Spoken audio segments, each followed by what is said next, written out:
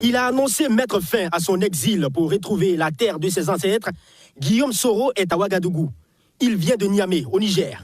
Et c'est le président de la transition, le capitaine Ibrahim Traoré, qui reçoit l'ancien premier ministre ivoirien. Les deux points des deux hommes croisés pour marquer les civilités, accompagnés d'un petit sourire, comme dans la tradition africaine pour recevoir un hôte. Et les échanges peuvent commencer pour cette audience spéciale. C'est avec beaucoup d'émotion que l'ancien président de l'Assemblée nationale dit fouler le sol burkinabé. C'est donc des mots de gratitude qu'il adresse au chef de l'État, qui lui n'est pas issu d'un scrutin électoral.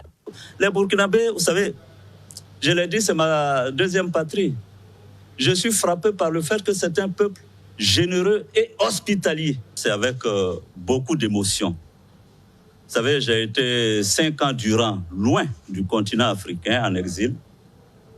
Et comme je me plais à le dire, c'est tellement saisissant de voir que je peux fouler à nouveau le sol du Burkina Faso grâce à un gouvernement militaire. Là où, je vous le signale, notez-le, écrivez-le, les gouvernements prétendument démocratiquement élus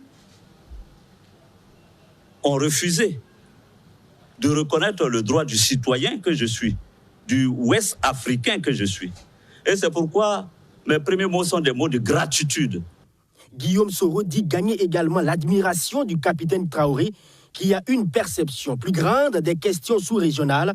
D'ailleurs, il a bénéficié des conseils du chef de l'État, qualifié même de leadership éclairé du capitaine Traoré. Non sans omettre la résilience du pays dans la lutte contre le terrorisme. J'ai bénéficié de ces sages conseils en ce qui concerne, n'est-ce pas, la construction de la paix, de la réconciliation dans la sous-région.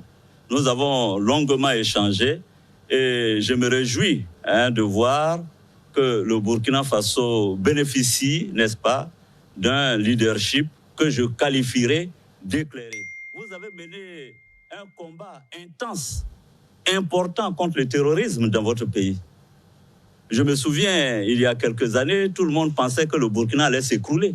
Or, le Burkina, aujourd'hui, à ce que je constate, non seulement a montré une capacité de résilience importante, mais aujourd'hui est en train de mener des offensives victorieuses.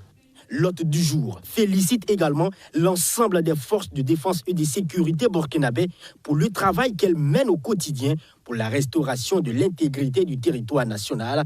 Il se dit satisfait de cet échange avec le chef suprême des armées.